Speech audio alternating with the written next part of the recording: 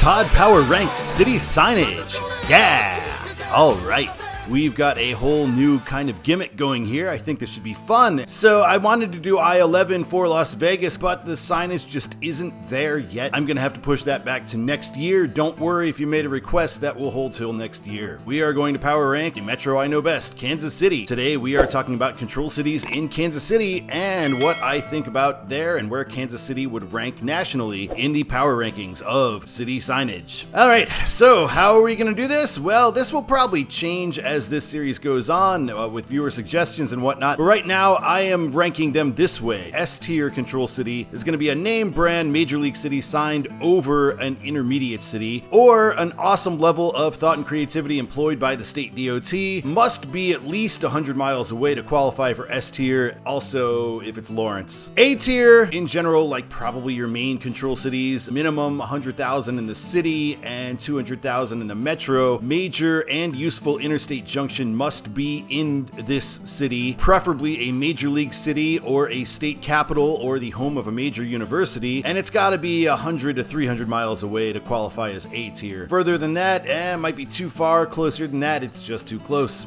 B tier, I'm going to say an acceptable, reasonably well-known mid-sized city, preferably with a major interstate junction over 100 miles away. I'm still keeping that. Got to be over 100 miles away. I don't like these control cities that are for places that are like 30 miles away. I don't feel like that should be a primary control in any major metro for the most part. Could also be an A-level city that is 50 to 100 miles away for B tier. It will also be the default inbound control city. So when we are coming into Kansas City, any Kansas City signage would be B tier, standard default. And it could also be a major suburb signed on a 3-digit interstate or sub-interstate freeway, but not a suburb signed on a 2-digit interstate. C tier will be nearby mid-sized or secondary market, or a mid-sized city with no interstate junction or a useless interstate junction for people in the city that we're referring to, such as northbound for Denton is a useless interstate junction because nobody's looping back around to go the other way on 35 E or W. C could also be an A or S tier city that is signed too soon, or a B level city when there's a better choice available. D level is going to be suburbs signed on a 2-digit interstate, or a city that's in the same market signed on a 2-digit interstate. But this does not apply to signing Dallas and Fort Worth or signing St. Paul and Minneapolis. Those are kind of special cases. F tier is going to be small towns that no reasonable DOT could expect anyone outside of the region to know. I feel control cities should be purposeful for out-of-town traffic. Local traffic already knows where these random places are. F tier would be cities that are not helpful for out-of-towners because they would have never heard of the city. Also, F tier is if there's no control city at all, if it's just nothing. L is going to be Lyman and places like that. Maybe just Lyman. You're watching Control City Freak. This is the YouTube channel where we talk about highways and the places that they're signed to go to. If you dig this kind of content, why not give us a like?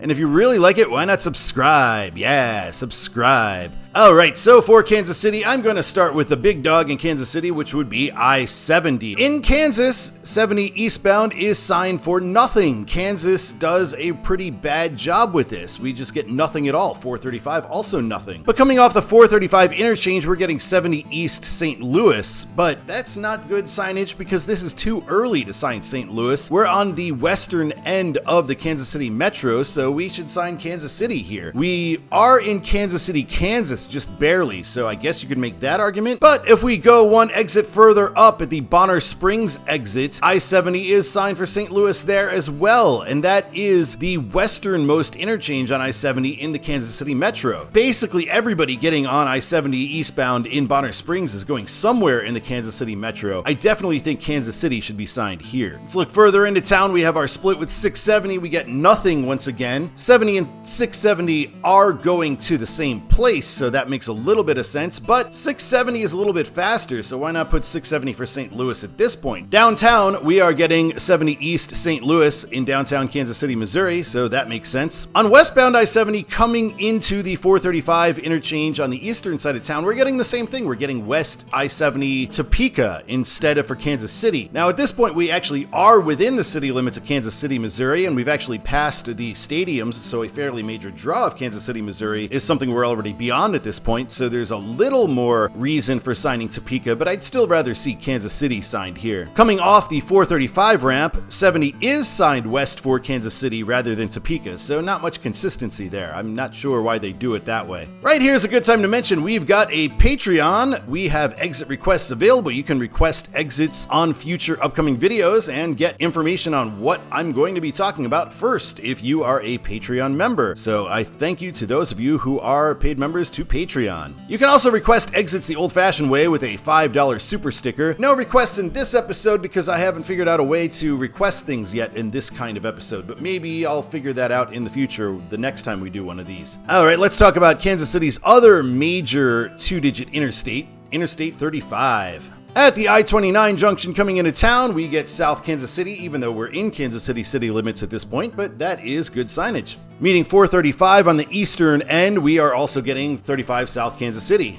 When we split with I-29 going north, we are getting 35 North Des Moines, and that is a sensible one to sign. 35 south for Wichita when we are downtown. For northbound I-35 in the downtown loop, we are getting North Des Moines. That was all in Missouri, and in Kansas, we are getting kind of a worse job, again on the Kansas side of the metro. Here, we're getting 35 north signed for nothing. We are not to Kansas City, Missouri yet at this point, so you could sign Kansas City. And just like on I-70, we are signed for nothing going northbound on I-35 in Johnson County when we meet 435, but on 435 itself we are signed South Wichita, which is good, but North Des Moines when we have quite a ways to go before we get to Kansas City, Missouri itself, or even Kansas City, Kansas. This should definitely be signed for Kansas City northbound. Alright, now let's look at Interstate 29. When I-35 is heading south into town, 29 north is signed for KCI Airport, which makes sense. You wouldn't want to sign it to anything beyond that because we're going south, so any other place I-29 might have up north, you wouldn't be on this road to begin with to get to I-29. Downtown, 29 is signed for St. Joseph, which I think is not a good pick at all. St. Joseph is basically within the Kansas City metro. It's only 30 miles away. It is not worthy of being a primary control city anywhere, in my estimation. It should be Omaha.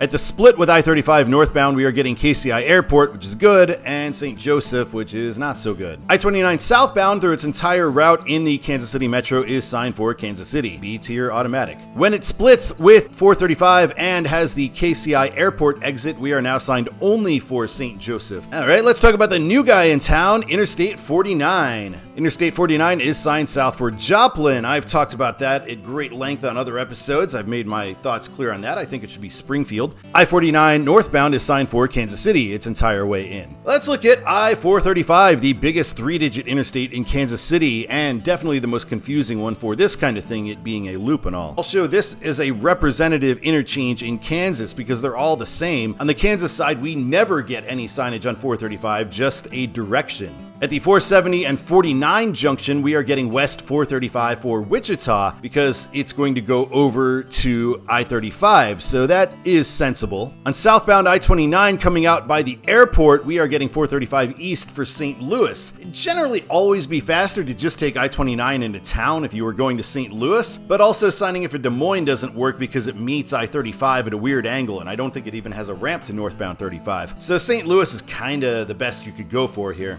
Southbound Topeka feels a little bit weirder to me though. Topeka's not as big of a city, and signing it as prominently as St. Louis is signed, going in southbound direction, I think it should just be Kansas at this point instead of Topeka for 435 south. At the eastern meeting of I-35, 435 is signed north for KC Airport and St. Joseph. It's not really 435's fault that I-29 has a bum control city. This is just following the standard that they've already set with St. Joseph, but KCI Airport being on there is good. This one's interesting. At the Grandview Triangle, we are getting 435 North Des Moines because we are going to be hitting I-35, but we actually hit I-70 before we hit I-35, so it would stand to reason to be signed for St. Louis instead of Des Moines. But if you were heading to St. Louis, you'd be better off taking 470 to hit I-70 further east. So Des Moines, actually in a roundabout way, is a great choice here. All right, let's look at 635, a road we have not yet covered, but will eventually. 635 at its start at I-29 gets an S tier pick. They show some creativity here. 635 South Kansas. I think they knock it out of the park there. I think that is a great pick. Unfortunately, things go south pretty fast on 635. We are getting south 635 for nothing. And when 635 starts in Kansas, 635 also is signed for nothing. All right, let's look at Interstate 470, probably the stepchild of Kansas City's 3-digit routes. At 470's start, it is signed for Lee's Summit, and Lee's Summit is kind of the reason for 470's existence. The only reason you'd want to get on 470 would be to go through there for the most part. That being a prominent suburb in that part of town, I do think that that is a good sign. In Lee's Summit, 470 is signed west for Wichita because that's going to 435, then going to 35. So quite a stretch over for there. And 470 east for St. Louis because it's going to go to I-70, which will take you to St. Louis. On I-70, 470 is also signed for Lee's Summit, just like it is at its other end in 435. All right, we're going to talk a couple of U.S. highways because there's a few major U.S. highways in Kansas City. So let's start with US 69, dudes. US 69 at its northern end of town is signed for Excelsior Springs, and it kind of following 35 all the way to Des Moines. That's probably the best thing to sign it for because it is independent from 35 to go to Excelsior Springs. Earlier on northbound I-35, 69 is splitting off again, and this time it is signed for Claycomo. And that's about right. 69 leaving 635, it is signed Fairfax District Way. That's kind of the street name. It is not telling us where we are going. 69 leaving I-70 is signed south for 18th Street Expressway. Again, just the name of the road, not where it's going. At the end of 635, 69 is signed south for Metcalf Avenue. So again, just the street name, not where it's going. I have no idea why he gets on Metcalf just to get on the Shawnee Mission Parkway to go back to I-35. It should just stay on I-35 instead of leaving and coming back. On I-35, it is signed South Overland Parkway. And again, that's just the road name. They could sign it for Overland Park. When we meet 435, 69 is not signed south for anything at all. It used to be signed for Fort Scott, but they've taken that away for whatever reason, so can't be down with that. All right, let's talk US 169, which also snakes its way around the metro. In downtown Kansas City, 169 is signed north for Broadway and downtown, so that is good. And when we get off the ramp, 169 north for downtown airport, and that is a major place that it goes by, so that makes sense. Once we're north of the airport, then 169 becomes signed for Smithville. 169 will loop back to get to St. Joseph, but you're not going to sign it for St. Joseph because it'd be faster to take I-29, so Smithville is the right pick. On the Kansas side, coming south, leaving I-35, it is signed for Paola, and that is probably the bigger town that it passes through for a ways. There are much bigger cities it'll get to eventually, but Paola is the nearby one. All right, US 50 cuts across southern Kansas City on 435's southern loop. Independent US 50 is signed East Sedalia, and that is probably what you'd want to sign it for. You could sign it Jefferson City as well, but if you're going that far, you're probably better off taking I-70, whereas if you're going to Sedalia, then US 50 is the way. Let's look at the somewhat strange case of Missouri 152. Eastbound Missouri 152 is always signed for Liberty, which is a suburb that is in northeastern Kansas City, so that makes sense. Westbound, it's always signed for Topeka, which always struck me as weird, because to get to Topeka, you go to 435 and then back down to I-70. So a couple of roads to jump to make it to Topeka. I almost feel like westbound, it should just be signed for the airport, because it does end up at 435 in the airport area. Finally, we'll take a look at K10, which is in the southwestern section of the metro. K10 is signed east for Lenexa. It does end in Lenexa, but I think if you're going to sign it east for some suburb, you may as well sign it for Overland Park because 435 is going to jump you into Overland Park. And west for Lawrence, so obviously that is S tier all the way. All right, let's talk about Todd's the way it should be for some of these roads. I'm not going to cover all of them, just the interstates. And that is assuming all inbound roads are signed Kansas City until downtown. So I'm going to say it should be I-70 is signed the right way, Topeka, St. Louis. Denver is probably just too far away. St. Louis is, a full major city with major interstate junctions and major league teams. So St. Louis absolutely is the right pick. Topeka is a little close, but it is the state capital and there's a major interstate split at that point. I do think Topeka, Denver, though, that might be the only way to make westbound an S tier. I-35, Des Moines, again, Des Moines not a big enough city to be a full-on S tier kind of thing, nor is Wichita, but they are the most sensible places to sign. If you sign Minneapolis and Oklahoma City for your next major league cities, those are a little bit far and you have to skip somewhat major cities to get there. I feel like Wichita, Oklahoma City, they're kind of on the same level anyway. Really, if you're southbound, you'd have to say Dallas, and then that's getting to be quite a ways away. I-29, KCI, and Omaha. Omaha is... there's not really any major league cities you can sign on I-29. It just doesn't go anywhere. Northbound, Winnipeg, I guess, is the only major league city it ever reaches, and that's really far. I-49, same deal. You could sign Springfield. You could, if you wanted maybe an S tier, you could actually sign up for Little Rock because it'll eventually get you around that way via I-40, but that is pretty complicated. 435, as it does its loop, I think the general places it should be signed are Overland Park, St. Louis, KCI, Kansas in part of it, and Lawrence. And I talked about that at great length on my 435 videos, so you can check those out over here. I talked about that quite a bit. I-635, I think northbound the whole way it should be signed for KCI, southbound Kansas where it is signed, and then Overland Park beyond that, but we'll talk about more when I get to 635. 470, I think, is signed the only way you can sign it. Lee Summit, Wichita. Overland Park might work instead of Wichita because Overland Park is the second biggest city in Kansas, and then St. Louis. So, to power rank these cities, I'm going to say St. Louis in Missouri is an S tier pick. Lawrence, of course, because it's Lawrence, and Kansas for 635, also an S tier pick. Des Moines and Wichita, I'm going to put on the A level. Those are pretty big cities, but they aren't the superstar cities. B level, Kansas City inbound.